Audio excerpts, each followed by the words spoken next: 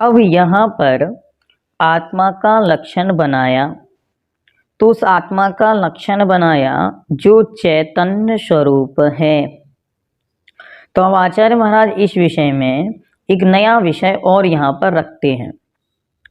वह विषय है लक्षण और लक्षण के दोष।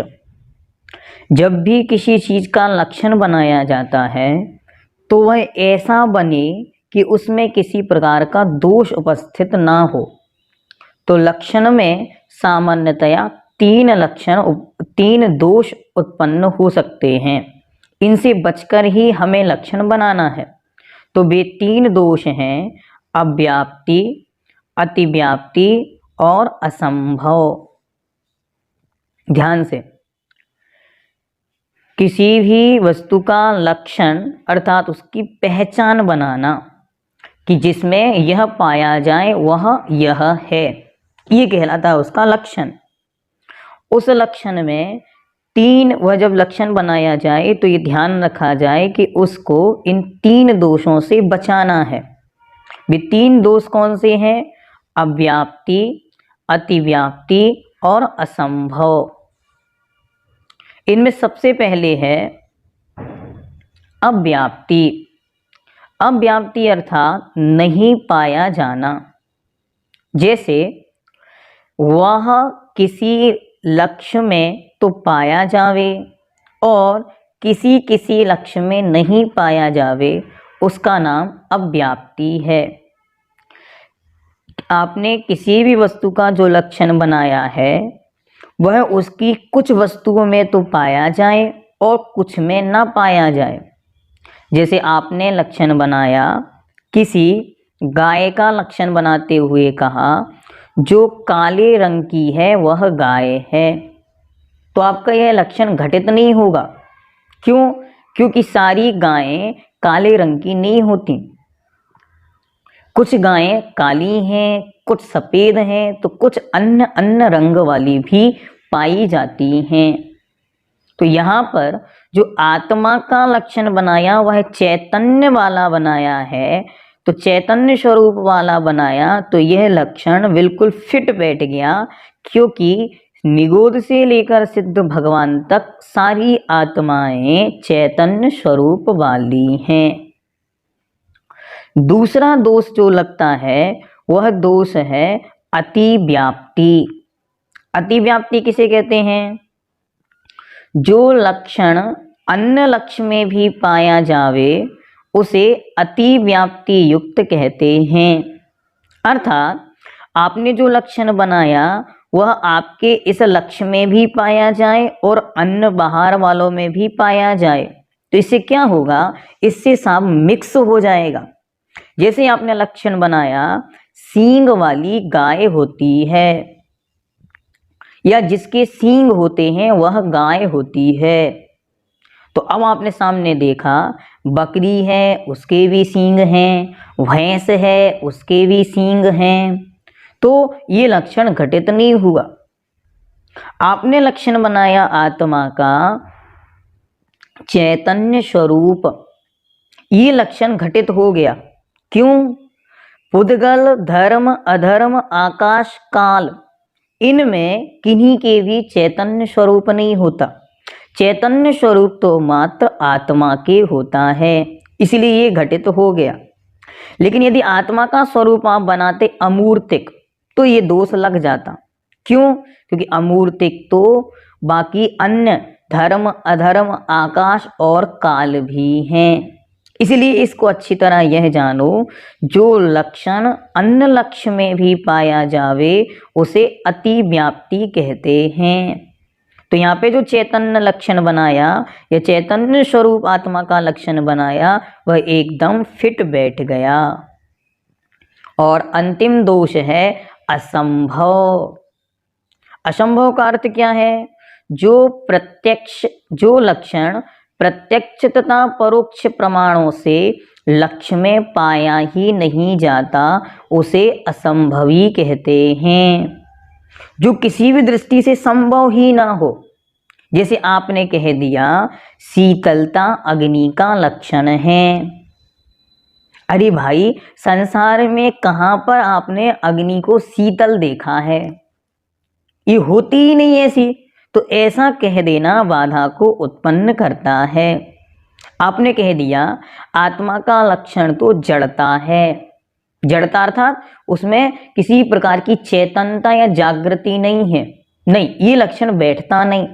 और आपने कहा आत्मा का लक्षण चैतन्य स्वरूप है, तो यह प्रत्यक्ष और परोक्ष से अच्छी तरह उसमें घटित हो रहा है, इसीलिए यह असंभव दोष भी नहीं बना।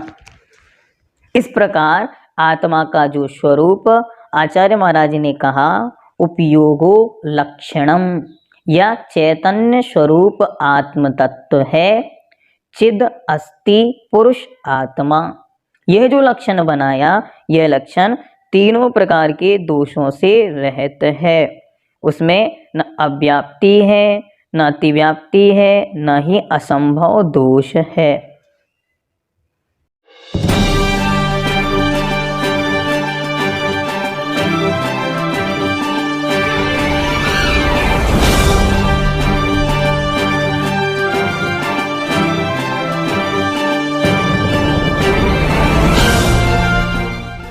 आज वह जिंदगी आपको एक ऐसे संस्थान में लेकर जा रहा है जो जैन धर्म के प्रचार प्रसार में अपनी महत्वपूर्ण भूमिका निभाता आ रहा है।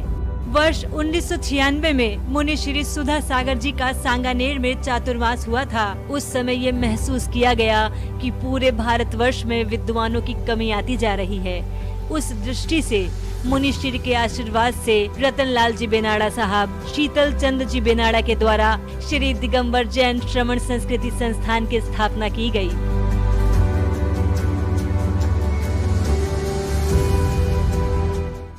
ये संस्थान बनाने का उद्देश्य क्या है? श्रमण संस्कृति के संरक्षण के लिए आवश्यक है कि हमारे श्रमण संस्कृति में उत्पन्न हुए जो आचार्य हैं, जिन्होंने महान कृतियों की रचनाएं की हैं, वर्तमान काल में उन ग्रंथों में वर्णित शिक्षाएं जो हैं वर्तमान विश्व की समस्त समस्याओं को हल करने में वे समर्थ सक्षम हैं, तो उन ग्रंथों के अध्ययन, अध्यापन, प्रचार प्रसार के माध्यम से एक उत्तम समाज की निर्माण करना।